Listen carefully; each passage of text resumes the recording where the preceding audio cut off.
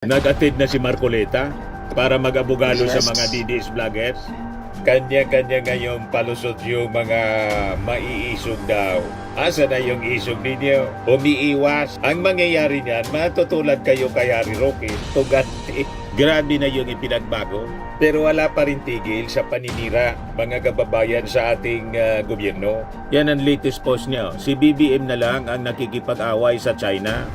Paano ngayon niya nagsabi na si Trump ng unang bansa niyang gustong bisitahin bilang presidente, China? Ang China ang nakikipag-away sa atin. Sila yung nagwa-water cannon. Sila yung lumulusob dito sa atin. Tayo nasa defensive position. Walang intensyon tayong makipag-away. Pero ganun pa rin, mga kababayan, ang mga linya ng propaganda ni Harry Roque. O ngayon, itong mga DDS vloggers, galit na galit po. Pagsikil daw mga kababayan sa kanilang karapatang mamahayag. Palibasa, wala man kayong background sa basic journalism. Kaya wala kayong ino-observe na kahit na minimum ethical standard. Yan ang mali. Karamihan nito pinapakalat ng mga vloggers ng mga Duterte, pro-China vloggers. Na ang paniwala po, pinupunduhan ito kasi ng China to destabilize the Marcos administration at saka iluklok si Sara Duterte bilang Pangulo para buwilo sila ting exploit yung ating resources. Payag kayo sa ganon. Ang ilog na maingay ay mababaw. Ang tubig na tahimik, asahan mo na malalim. Mark Anthony Lopez. Si Mark Lopez, Just absent received din. today. Magandang kamaralika at pagsabagay sa mga isyo na dito. Bagyo at paglalantad sa katuburan. What we see is what you get is you decide. Ngayon na mga kababayan, yung kaabang-abang na committee hearing, investigasyon ng Congress sa mga fake news vloggers ng mga DDS. Kanya-kanya ngayon palusot yung mga maiisog daw. Asa na yung isog ninyo? Marami sa kanila mga kababayan gumawa ng mga palusot para hindi maka-attend ng first hearing ng committee na pinamumunuan mga kababayan ni Laguna Congressman Dan Fernandez. Ayan Joint Committee Hearing, CPOs, ICT, and Public Information. So tingnan natin mamaya kung sino-sino yung nag-attend kasi karamihan po nagpapalusot kung ano-anong mga palusot nila, umiiwas. Ang mangyayari niyan, matutulad kayo kay Harry Roque. Puganti. Tapos kay Colonel Grijaldo, nakakulong mga kababayan si Colonel Grijaldo na contempt. Malamang niya Mr. Maravillas, mapuno yung detention cell ng Kongreso. Buti kon yung motion, ikulong sila sa detention cell ng Kongreso. Ikong tulad ni Grijaldo, pinakulong mga kababayan sa Quezon City Police Station 6. Diba? Habang si Harry Roque mga kababayan, sige labas-labas sa kanyang vlogging pero nagtatago at kitang-kita na mga kababayan sa itsura. Nangayayat na po. Yan, tingnan niyo si itsura ni Atty. Harry Roque. Grabe na yung ipinagbago. Pero wala pa rin tigil sa paninira, mga kababayan sa ating gobyerno. Yan ang latest post niya. Si BBM na lang ang nakikipag-away sa China. Paano ngayon niya nagsabi na si Trump ng unang bansa niyang gustong bisitahin bilang presidente, China? Sino nakikipag-away? Walang ugaling magkipag-away ang ating Pangulong Bongbong Marcos. Ang China ang nakikipag-away sa atin. Sila yung nagwa-water cannon. Sila yung lumulusob dito sa atin. Tayo nasa defensive position. Walang intensyon tayong makipag-away. Pero ganun pa rin, mga kababayan, ang mga linya ng propaganda ni Harry Roque. O ngayon, itong mga vloggers na mga mercenary, fake news peddlers po, mga DDS vloggers, malamang kung ano yung kinasadlakan ni Harry Roque, yun din ang aabuti nila. Kaya galit na galit po. Pagsikil daw mga kababayan sa kanilang karapatang mamahayag. Ayan po yung mga post nila. Isa sa mga inimbita po, si Ethel Pineda. Sabi, doktor daw ito. Yan kasi, doktor ka, nangingialam ka sa hindi mo man dapat trabaho. Di ba? Naging fake news peddler, mga kababayan. Ayan ang post niya. Sinasite po yung Article 3 ng Bill of Rights ng 1987 Constitution. Section 4, no law shall be passed abridging the freedom of speech, sabi niya, of expression, or of the press, or the right of the people peaceably to assemble and petition the government for redress of grievances. Iyong freedom of express po, palibasa wala silang background po sa basic journalism. Hindi siguro na seminar, siyempre. Hindi man nila linya. Hindi man po yan absolute. May mga constitutional limitations. Mamaya, i-discuss natin. I-present muna natin mga kababayan itong mga palusot dipensya ng mga DDS vloggers, fake news peddlers. Ito pa si MJ Reyes. Sabi niya, open letter to TRICOM. Ba't ka pa mag-open letter to TRICOM? Ay, mas maganda, face-to-face na kayo. In-invite ka na nga eh. Pagkatapos, nandun ka pala sa Indo-Pacific Peninsula, lumipad. Tumakas na, mga kababayan, para makaiwas sa pagtatanong ng Kongreso. Kala namin mga maiisog kayo. Nasaan na yung isog ninyo? Harapin ninyo yung Congress sa pagtatanong nila. Ayan o, open letter to TRICOM, sabi niya, to stifle the right to criticize is to invite the slow decay of democracy, replacing it with an oppressive silence where corruption thrives unchecked.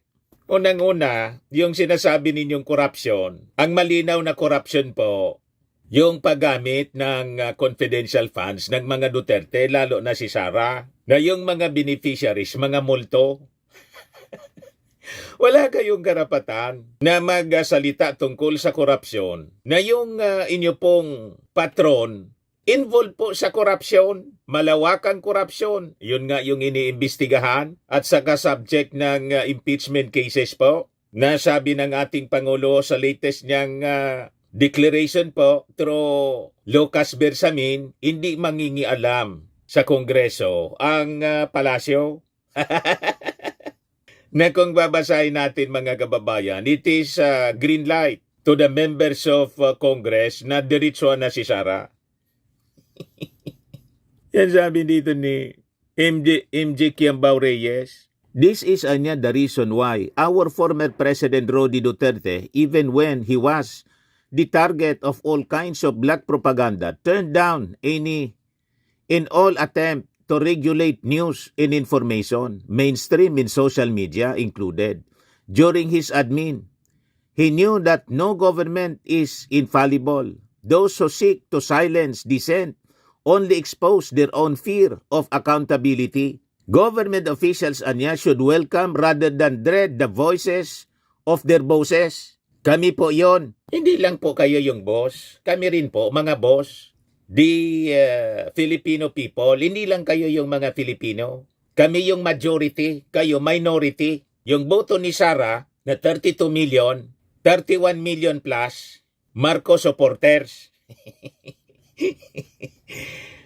Kulang-kulang 1 million lang po kayo. Kaya minority boss kayo, kami yung majority. Naintindihan na ninyo kahit sa mga surveys, bulusok na ang trust rating. Binawi na kasi namin ang aming suporta kay Sara Duterte. So minority na lang po kayo. At yung sinasabi ninyo, hindi man totoo. Ang Exhibit 1 na malinaw yung pagpasara ni Digong sa ABS-CBN. Pati sa Rappler, paano nasabi ninyo na tinurn down ni Digong yung attempt to regulate news and information, including mainstream in social media? Tinarget niya yung mainstream, sinara nga yung ABS-CBN, pati yung Rappler, binanatan niya ng todo. You see? So talagang fake news po kayo. Pagdating naman sa social media, favored niya yung kanyang mga yung kanyang mga vloggers na fake news peddlers. Kaya sinabi niya noon, ito yung ebidensya, sabi dito sa report ng Inquirer 7 years ago, written by Nestor Corrales. Proposed fake news law won't get past me, says Duterte. So yung batas daw, laban sa fake news, never never daw na palulusutin niya. Siyempre naman po, hindi niya palulusutin kasi siya yung puno ng fake news. Siya yung lord ng fake news. Siya yung source mismo ng mga fake news. Siya yung nag-feed ng mga fake news. Tulad ng akusasyon sa ating Pangulo na bangag. Sino ba ang pasimuno ng mga akusasyon na to kung hindi po siya? Na hindi man po totoo kasi yung ating Pangulong Bongbong Marcos negative po sa dalawang drug test at mismong si dating Executive Secretary Vic Rodriguez kinonfirm niya.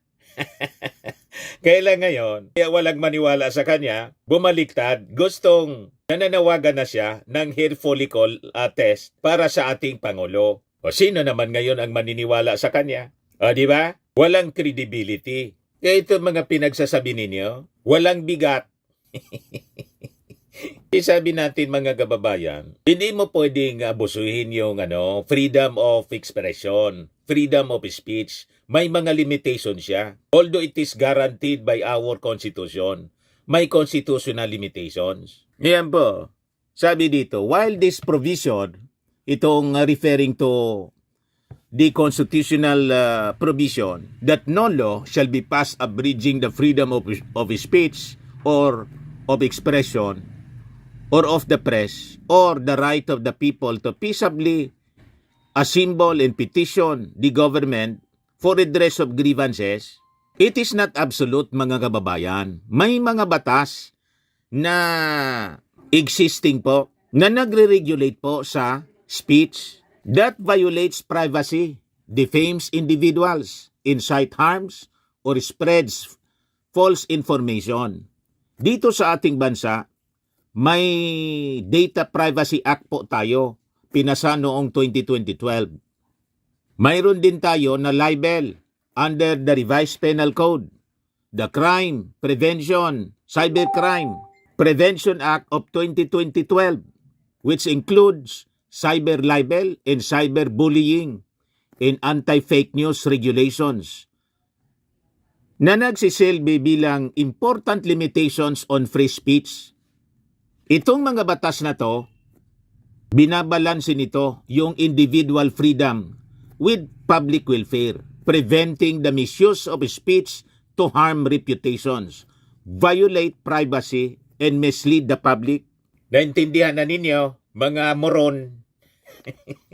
Palibasa wala man kayong background sa basic journalism. Kaya wala kayong ino-observe na kahit na minimum ethical standard. Yan ang mali mga kababayan ngayon na gustong itama sa pamamagitan po nitong investigation on the spread of fake news na karamihan nito pinapakalat ng mga vloggers ng mga Duterte. Pro-China vloggers. Na ang paniwala po, pinupunduhan ito kasi ng China to destabilize the Marcos administration at sa kailuklok si Sara Duterte bilang Pangulo para buwilo sila na magsamantala sa atin dito sa ating bansa ng ating exploit yung ating resources. Payag kayo sa ganon? Kaya mali-mali po yung pagkaintindi nitong mga DDS vloggers. Ang akala nila, pwede sila na dumaldal ng dumaldal lang with impunity. Gamit yung pinakang balahura na mga pananalita. Ninormalize yung mga pagmumura, yung paninira, naging way of life na nila. At proud na proud pa sila mga kababayan. Sabi nga natin, kahit sa Bible po, that is not allowed. Yung mga pananalita na mga masasama. Kaya ito yung inabot ninyo. Ito yung consequence sa inyong mga pang-aabuso. Ano sabi ni King Solomon sa Proverbs 13:3? Those who guard their lips preserve their lives, but those who speak rashly will come to ruin. Malinaw po. O ngayon, bakit nasira yung buhay ni Harry Roque? Dahil sa kanyang masasama na mga pananalita na binibitawan mga kababayan laban sa Kongreso, laban sa ating Pangulo. O ngayon, wanted siya. Pugante.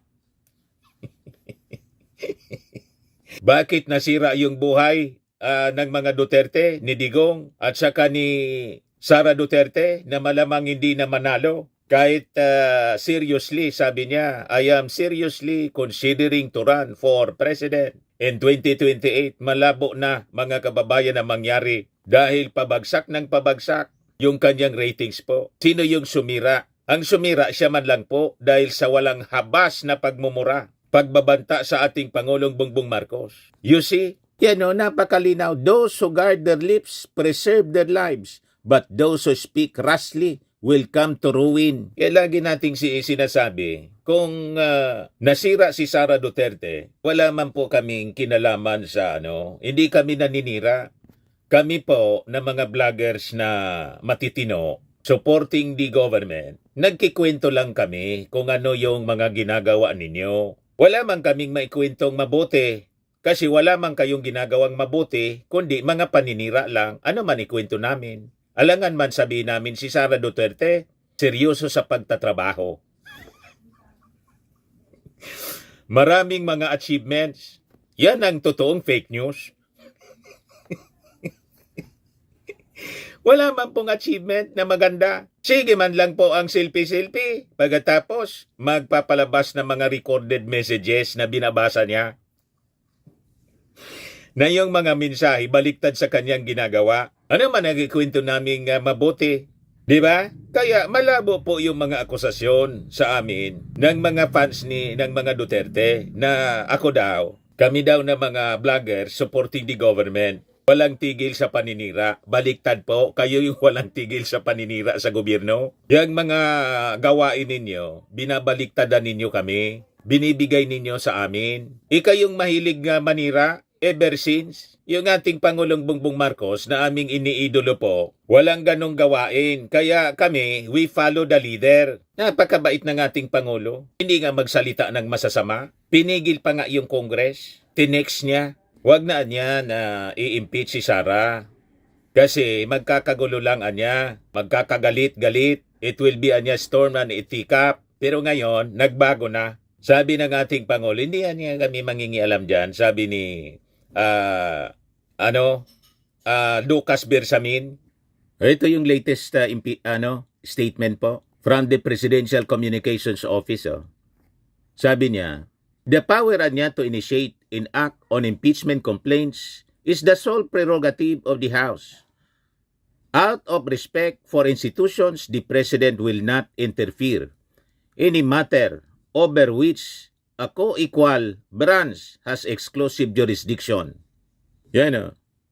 Sabi rito sa release ng Presidential Communications Office, Executive Secretary Lucas Bersamin dismissed claims that the President is delaying the impeachment complaints against Vice President Sara Duterte, stressing that the matter is solely within the jurisdiction of the House of Representatives. He emphasized that President Ferdinand R. Marcos Jr. will not interfere in the proceedings. So reading between the lines mga kababayan, kung ako ang magbibigay ng aking basa, reading between the lines, this is mga kababayan, a clear go signal to proceed. Tama ba? It is a clear go signal to proceed. Hindi mangingialam yung ating Pangulo. Hindi niya i-delay. It is a clear signal. Wala na niya kung kinalaman sa pagdili niyan. And in fact, yung statement noon ng ating Pangulo, opinion man lang niya. Many times sinabi na natin, hindi man pwede yung ating Pangulong pigilin yung Congress talaga kasi ang Congress may separadong trabaho just like the judiciary. Kumbaga, bilang Pangulo, opinion man lang niya yon. Pero hindi nangangulugan na pipigilin niya. Ito na nga yung clarification. Mga kababayan ni Executive Secretary Lucas Bersamin. Di ba? O ngayon, going back dito sa ating topic, mga kababayan, nakita ninyo, ang ating Pangulo talaga malumanay sa kanyang mga, maingat sa kanyang mga pagbibitaw ng mga salita. Di ba? Sinusundan ng ating Pangulo yung biblical principles po. Sabi ni King Solomon, those who guard their lips preserve their lives, but those who speak rashly will come to ruin. Sabi pa ni King Solomon, the soothing tongue is a tree of life, but a perverse tongue crushes the spirit. Yan ang mga description mga kababayan ng mga pananalita ng mga DDS vloggers. Masasama ang mga lumalabas sa kanilang bibig. Napakabalahura tulad ng kanilang leader kasi. You see? Kaya yan ang inabot nila. Itong investigation na to is just a consequence ng inyong mga masasamang gawa. Alangan man pabayaan kayo sa mga masasama ninyong ginagawa. Pagpapakalat ninyo ng fake news, paninira ninyo sa Kongreso at sa sa ating administrasyon. May mga batas tayo na dapat ipasunod. And because of the advent of social media, itong digital age, importante na mag-craft ng mga panibagong batas para masako po itong mga balahura na mga DDS vloggers. Nasabi nga natin, palibasa, wala silang background sa journalism. Ang alam nila, mambalahura lang. Kasi paniwala nila mga kababayan, pag ikaw ay nagmumura, nagdidisplay ka ng pagiging maisog, yun na yung sukatan ng pagiging magaling. Magaling sa Magaling sa paggawa ng mga kasamaan? Hindi po pwede yung ganun. Ako po, ang tingin ko, yung mga pagmumura ng mga Duterte, cover man lang po nila. Tingnan ninyo ngayon, kabi-kabilaan po ang kinasangkutan na problema, investigasyon. Related po sa korupsyon, sa kung ano-anong mga krimen. Alam na ninyo yung mga iniimbestiga ng Quadcom? You see? Cover man lang po yung mga pagmumura, minumura yung mga kurakot daw. Sabihin ninyo yan sa sarili ninyo. Murahin ninyo yung sarili ninyo. Ano pa sabi sa Bible? Even fools are thought wise if they keep silent, and discerning if they hold their tongues. Kaya ang akala ninyo yung mga masalita, kaya may kasabihan po tayo, yung mga maiingay daw, mababaw. Pag ang tao daw maiingay, mababaw. Sabi sa old saying, ang tubig niya, ang ilog na maingay ay mababaw. Ang tubig na tahimik, asahan mo na malalim. Kasi sabi ni Solomon, even fools are taught wise if they keep silent, and discerning if they hold their tongues. Yung mga hindi masalita, kahit na mangmang, pag hindi nagsasalita po, kahit na ignorante siya mangmang, ang tingin ng tao, matalino siya kasi alam niyang pagtatawanan lang siya pag nagsalita siya. So, nagdi-display siya ng pagiging wise. Pero yung mga mangmang na masalita ng masalita, nababantad yung kanilang pagiging moron. So, hindi sila wise. Kasi sabi ni King Solomon, kahit anya yung mga mangmang, napapagkamalang matalino pag hindi nagsasalita. O diba? Kaya tingnan ninyo ito, na mga nagmamagaling na mga DDS vloggers. Ayun, investigasyon ng Kongreso ang kanilang kinasadlakan. Tapos kanya-kanya silang palusot, rason para hindi maka-attend. Pero sabi nila, mga maiisog sila at magagaling, kayang-kaya daw nila. Pero nangawala. Iilan lang yung nag-attend. Tingnan natin ngayon kung sino-sino yung present. Hindi pa nagsisimula. Ayan on standby pa. There are so many reasons. Sisimula na pala. Maybe I'll be giving this to the members for their perusal afterwards para makita natin what action to be taken. Also from Aaron Peña, meron din po siyang excuse. Nagsipag-excuse? Yes. Kanya-kanyang palusot mga kababayan, yung mga maiisog vloggers. Kay Mark Anthony Lopez. No, si Mark Lopez. Just absent today. din. I think this is also an excuse letter. Nag-attend na si Marcoleta para mag-abogado Yes. sa mga DDS vloggers. After having a discussion with my lawyers, I regret to inform attending the hearing today because objective the hearing is an attempt to curtail the people's right to expression. From Richard Mata. Si Dr. Mata. Thank you for the invitation. I just received this yesterday. Just a day before the event, I consulted my lawyer and was advised not to attend. The late invitation plus the unclear purpose of the event. We support the freedom of speech. We also support it.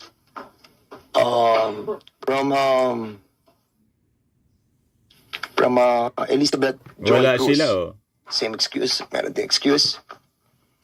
Kay Attorney Trixie Cruz Angeles, I respectfully decline this invitation as I question the legality of the inquiry as well as the legislation for being violative of the constitutional guarantee of free speech.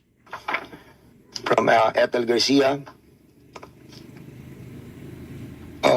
decline as well. From Maui Spencer, out of the country. From Sean Wayne, long excuse. And sa TikTok, YouTube, and Yata. So I think the members have to decide on the other members who have not given us any excuse letter. For not attending on this person. Mr. Chair. Congressman Marcoleta and then Congressman Abate. Thank you, Mr. Chair. Judging from the title of the resolution before us, is it correct to assume that this thing is only limited to social media platforms? No, of course. Because may I cite a particular example just to dramatize, Mr. Chair? Yeah, Mr. Chair. Kaya importante lang sana. Gusto ko rin sila marinig ko nandito. You want What's the point of order? So what's the point of order? We are still in checking all the invitations that was sent to all the invitees. At the same time, Mr. Chairman, some of those invitees are not present. And with regards to the query being made by Congressman Coleta, I do believe that he has a basis for that. And since, Mr. Chairman, the COMSEC has confirmed that indeed Philippine Daily Inquirer and Philippine Star are not invited in today's hearing. Since Congressman Marcoleta is not a member of this committee, may I respectfully move, Mr. Chairman, that in the next hearing, we will invite Philippine Daily Inquirer and Philippine Star to expedite discussion, Mr. Chairman. So move, Mr. Chairman. May I know, Mr. Chair, why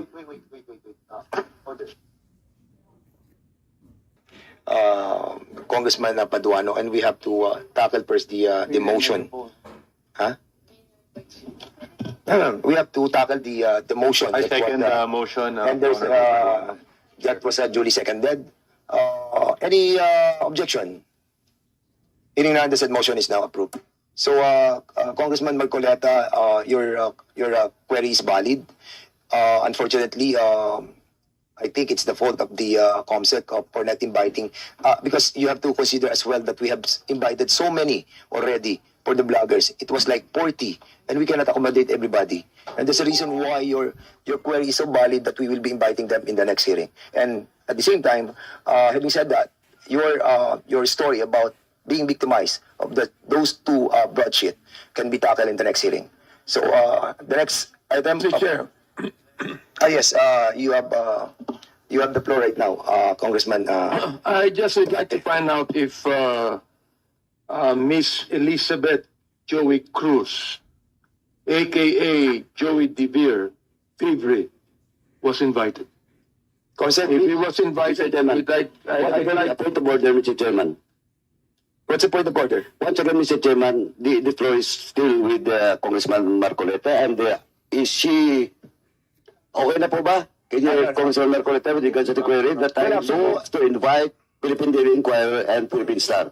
Yes, And yes, it was yes. approved. Now, Now, actually, I have already taken action. yeah, I on know. the query of The floor is still with Congressman Marcoleta, and I asked personally Congressman Marcoleta to the chair if he is satisfied with the motion that I have made, Mr. Chairman. And after that, siguro, let's proceed with another member of the House of this committee. Congressman Marcoleta, please. Thank you, Mr. Chair. I still have to include another aspect of inquiry. Kasi hindi lamang po yung social media at saka yung mainstream media.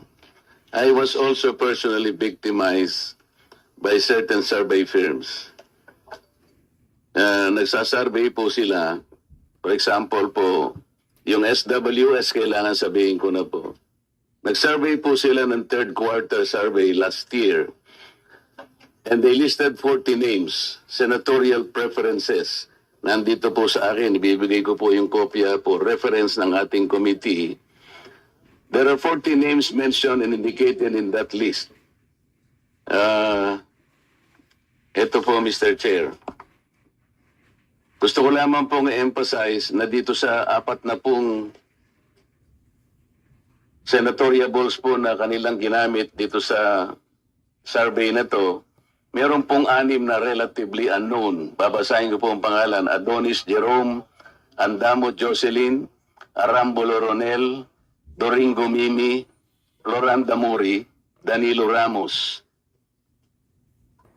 Meron po naman 7 na sikat, Mr. Chair, pero hindi naman nagpahayag po ng pagtakbo bilang senador.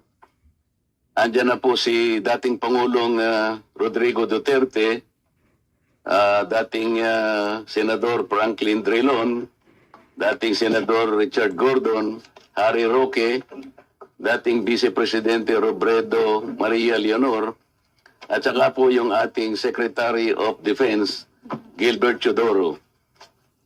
Pero po malinaw dito, Mr. Chair, hindi po nila ako nilagay dito sa 40. Pero no pong yung outcome pong ito ipalabas nila, number 36 po ako. Paano po mangyayari na ako po ay magiging number 36, hindi naman po kasalo rito? Ito po yung klase ng mga manipulative surveys na pinaniniwalaan po ng mga tao. Sana po hindi na lang nila ako sinama sapagkat wala naman ako rito. Sino po ba si Adonis Jerome, Andamo Jocelyn, Arambulo Ronel, Doringo Mimi, Floranda Modi, Mr. Kong Barbers, may kilala ka ba rito? Bakit naman po, hindi ko naman po pinagpipilitan na isama nila ako rito. Ang problema, hindi po ako kasama, Mr. Chair, pero nilagay po nila ako doon sa resulta, number 36 ako. Hindi naman po tatama ito. Ito po yung gusto nating i-address lahat. Hindi lamang po social media. We understand that your predicament, Thank you, Mr. Chair. Congressman Marcoleta. And Bibigay ko po yung and the kopya para sa the referensya po. representation also doesn't believe that. Because on my own assumption, nasa top 5 ka. So, and, Chairman, just say, Mr. Chair, no. Kidding aside. We have to tackle that issue as well, that being espoused by Congressman Marcoleta. So we will be inviting over in the next hearing, what survey firm is that?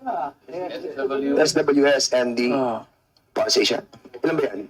Ito lang muna yung nakita ko. Yes. At saka yung Manila Broadcasting Corporation. NBC. Because in the House resolution itself, the House resolution number 2147, it clearly states, Social media lang. Yeah. Ito lang eh. Kaya yun lang yung topic natin. But we cannot, but we are not delivered. No. Congressman Barbers, you have delivered in your privilege speech a wide, comprehensive approach on this matter. And I think inviting over the survey firm is also correct. Yeah, maybe we Because can we are tackling expand. not only the House Resolution number 2147, we're also tackling 2 privileged speeches that was delivered by you. So I think may basis po yung kay Congressman Marcoleta. Okay, and at the same time,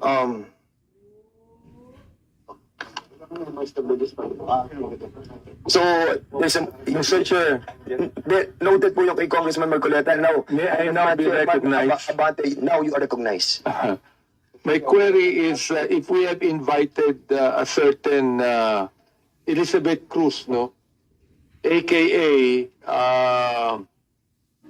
Joey De Vibre, Mr. Chair, if we have invited her and she has an excuse letter, may I know what was the excuse, Mr. Chairman? Consent, please answer the query of Congressman Abante. Please. Sa social media. thank you, Mr. Chair. Miss Elizabeth Joy Cruz was invited and she sent an excuse letter via email. Ano po yung kanya excuse letter? Ano yung dahilan? One moment, sir. I'll get it from the chair. Thank you. Na biniabande, matapang niya sa social media. Mr. Chair. Pagdating niya dito, wala. Comsec, can you kindly try to tell us those resource persons who have not attended this committee hearing? Yung may mga excuse letter, okay yun. But those who have not reply to our request to be present on today's hearing. Thank you, Mr. Mr. Chair, Chair. particularly first, Mr. Chair, Yes, Congressman Abante. particularly I am referring to AKA Joe Diviri sapagkat matindi yung kanyang mga sinabi dito. Gusto ko talagang makita siya at makausap sapagkat dito minura niya ako at ang sabi niya, panay kabobohan sa kwad, sayang kuryente sa'yo. Bigyan mo sa kanya. Ano yung pack you? Yung pack you, hindi ko alam yung pack. Congressman Abante. Wala lang. Katutuloy ko lang pumunta. Mr. Chairman, Congressman, don't be so personal. Let's be more comprehensive on this approach. Kaya binabasa ko lang eh. Oh, sige, go ahead. I'll give you Pangalawa, November 13, 2024, nagmura na naman siya. Hindi ko na babanggitin yung mura niya. Pag tinatanong kung anong legislation ginawa niyo in relation to this, BS, ano ba yung BS? BS inquiry, sasagot ka. Swelduhan ka ng taxpayers, gago. November 3, 2024, si Benny Abante at si Romel Marbil ay mga protektor ng illegal na droga dahil pilit nilang pinalalabas na hindi ito ganoon kasama. Tapos sabing ganyan, si Dan Fernandez and Ace Barber's survey are depressing. Alam na nila na matatalo sila sa eleksyon. So what is the hearing for? Smoke screen for the discount. Tinabi ko ito sapagkat matindi po itong mga akusasyon na ibinigay nitong gusto ko nilang magmura eh. Hindi na ako magbumura muna. Oo. Kaya kailangan po, itong mga to, ang tatapang nila eh. Ang tatapang sa pagmumura, nang wala tayong kalaban-laban. Ngayon, pagkikat dito, hindi makaharap dito. Oo. Yan ang sinasabi natin. Please, on the process of administrative, ano pa lang muna tayo, Congressman Abante. We can tackle that on the interpellation. Mr. Chair, gusto ko lang pong bagitin tong kanya excuse letter. Nakalagay dito, after meaningful consultation with my lawyers, gumayad pa na abogado. I have decided to respectfully decline. Respectfully? Minumura tayo, respectfully? To share my knowledge on matters. Hindi knowledge ang kailangan natin. The lawyer, if this is like... Oo. Ask the lawyers kung libelous yung ginawa niya o slander. No, nakalagay. I would like to categorically state that I am neither paid by POGO operators. Hindi na pinag-uusapan. Pinag-uusapan natin yung mga sinabi niya. Tapos respectfully, Elizabeth Joey Cruz. Nakikinig po sa atin ngayon, nanonood ngayon. Umarap ka dito, kumatapang ka. Hirap sa iyo, nagbumura ka. Nang dyan na wala kaming kalaban-laban. Umarap ka dito. Dito. Namo. Chairman. Wait. Quiet, Chairman. Please observe, refrain from laughing or whatever expression you wanted to, please observe decency and, of course, Chair, I move that we strike out. with all due respect, with Congressman Abante, I feel your sentiment, I feel your sentiment, but we are in the process of finding out the, yung pong implementation of the 10175, and I respect your freedom of expression, but what I'm trying to tell you is to refrain from the fire that you wanted to express, but for now, nandun pa lang po tayo sa administrative matter, and we wanted to finish that, and then we will be discussing or we will be approving the ground rules. Wala pa po yung ground rules, and kaya nga po, doon sana yung kay Chairman Abante, papatak yan sa ground rules. Anyway, having said that, siguro we'll proceed to the next item Mr. of our Chair, agenda is to approve. So that we can have an orderly hearing, we must first approve the ground rules. I believe that the COMSEC has already distributed copies of the ground rules Correct. to the members present. So therefore, Mr. Chair, I move to approve the ground rules. Yes, there's a motion to approve the ground rules. And I believe that the members of this committee have already received the yung pong ground rules natin, and you have already read it. So siguro I need a second motion for this. Any second motion? This was duly seconded. Any objection? Hearing none, the said motion is now approved. Kita ninyo yung mga maiisog na vloggers? Naging mga kubarde? Nawala yung tapang mga kababayan? Mga santambak na mga duwag? Yan ang sinasabi natin. Sabi sa sa Proverbs 15:1, a gentle answer turns away wrath, but a harsh word stirs up anger. Kaya kahit pastor itong si Congressman Congressman Abante, sabi ni Congressman Abante, nasaktan masyado sa mga pagmumura sa kanya. Below the belt yung tawag niyan sa mainstream media. Nang isang vlogger na si Joey Dibib, Anong gawa niyon? Joey Didibre? Di ko po masyado yun kilala. But anyway, yan muna yung short video natin. Ipagpatuloy natin mamaya sa mga susunod nating video mga kababayan. Itong ating programa mga kababayan, atid sa inyo nitong ating mga sponsors.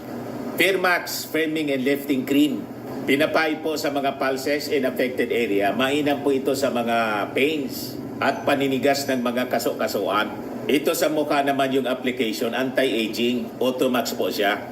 Ito ay Glow Zero mga kababayan. Whitening po siya. Made in South Korea. Ito naman po, Nengxia Red Mix Fruit Drink. Gawa po siya sa goji berry. May anti-cancer properties po siya. At sa mga nagana po ng malinis and spacious fitness gym, pumunta lang po kayo sa aming Colossal Fitness Gym. May Grab Car Rental din po kami.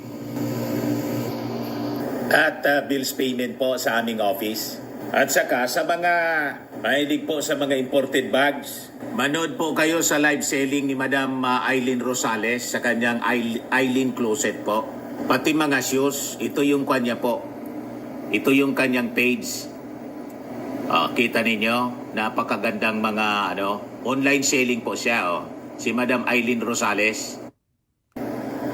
Cellphone number niya po, 773-798-7816. Click subscribe muna dito sa ating YouTube channel and hit the notification bell para lagi po kayong updated sa mga kaganapan dito sa ating bansa. Like and share na rin po ninyo ang ating video. At huwag na rin po ninyo na skip yung ating mga commercial ads para tuloy-tuloy lang ang pag-unlad ng Bagong Pilipinas. Sa mga nagana po ng malinis and spacious fitness gym, pumunta lang po kayo sa aming Colossal Fitness Gym. We also offer Grab Car Rental with our brand new 2023 model ng Toyota Innova. We also accept booking for those who are planning to travel via PAL, Cebu Pacific, and other airline companies. Local and international, and bills payment for Meralco Bills, Aleco Bills, PLDT, etc. Ang Colossal Fitness Gym is located on 3rd floor Security Bank Building, Landco Business Park, PCRI. For inquiries, look for Kilon Maravillas, contact number 0966-802-0949. Yan po yung aming Innova. Lagi na pong matao sa amin.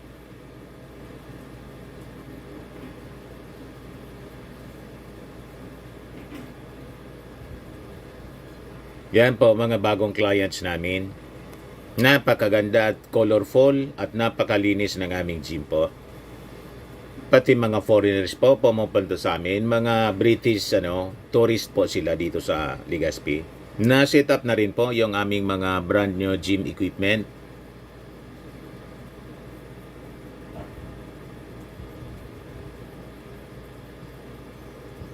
May treadmill na rin po kami.